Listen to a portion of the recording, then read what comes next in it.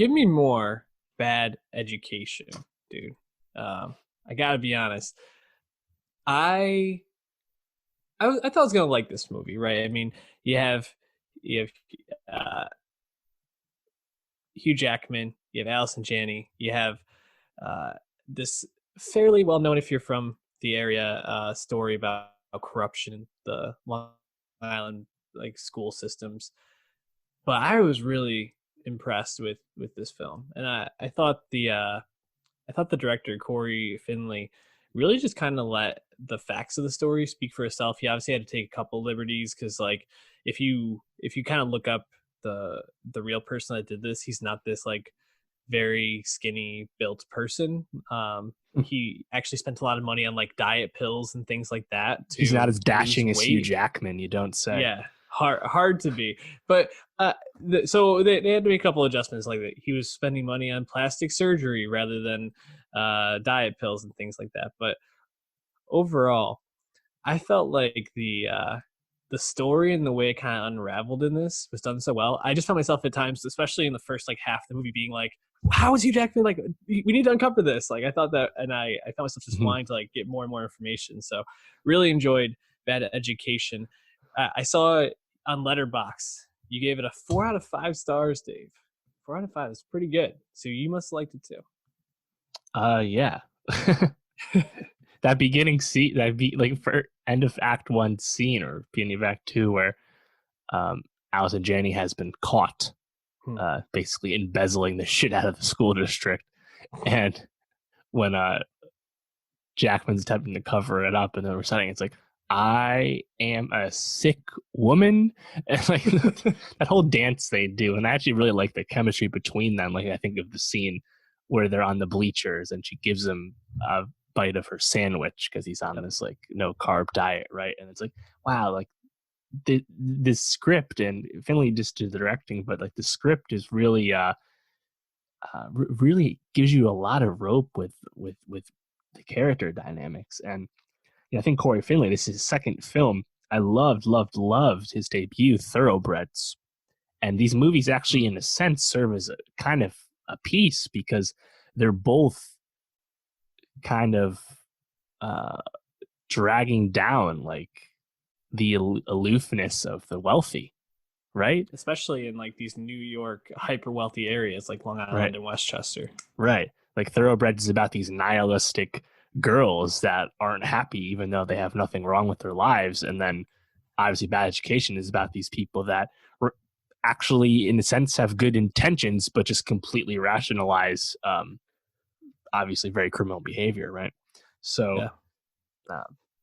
Well, and I'm very interested in Corey Finley's career just because he seems to definitely have a thing he's interested in portraying. Yeah, and I think that's comes across pretty well in the story, right? Is that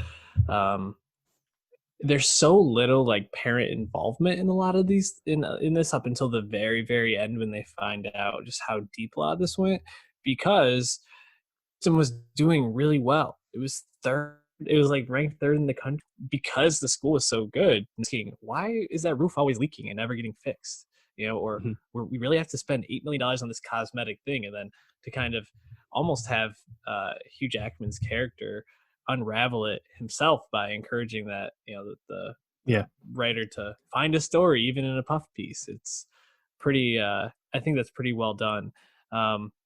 I think the one thing I would say, and this isn't necessarily not a knock on Finley, but I wish we had gotten more of Hugh Jackman and Janney together, and Janney kind of disappears after she gets caught for a little while, and it just becomes Jackman's movie. But I agree. I really liked their chemistry. I also I couldn't stop laughing when I finally recognized the Janney's son as the guy from American Vandal season 1. I was like, oh, he's getting good typecast. Casting. Yeah, it just felt so perfect though for what was going on. The reporter too. That's Geraldine. I forgot how to say her last name. Viswanathan. She's made her name for herself in Blockers a few years ago and has had some other roles. And I actually really like her energy. So happy to see this. And her colleague at the paper was Alex Wolff of all people too, who's been around a long time. Yeah, it's, this movie premiered at TIFF back in 2019, and then HBO buys it. And in a sense, in a normal world, I almost would have preferred this be picked up by somebody else. That way, this would have been in theaters and could have competed for Mm, Oscars. Obviously, now this is going to compete for Emmys as an yeah. HBO movie. But I think it's one of Hugh Jackman's best role in quite a long time. I mean, he was pretty good in the front runner as well. And I think like families liked him in Greatest Showman, but he hasn't really like shown.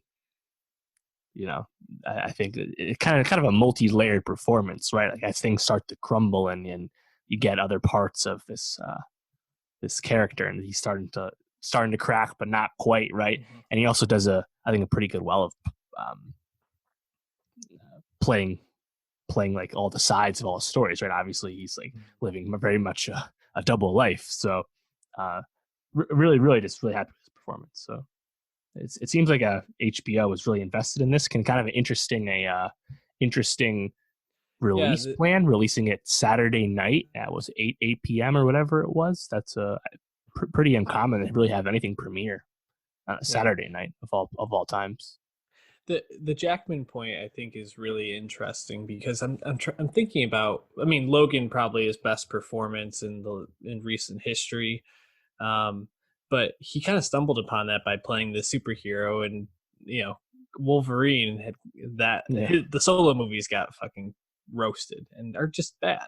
Um, Greatest Showman, I wouldn't say is a great movie, but no, it's entertaining. And then he was also in the Les Mis remake, yeah. if I'm remembering right. So he's kind of either done these really popular like musicals or kind of stumbled into superhero movies, but nothing else really. So it is nice to see him kind of get back. And Janny, I mean, everything she does is just like top notch now, like constantly putting out Mm-hmm. quality.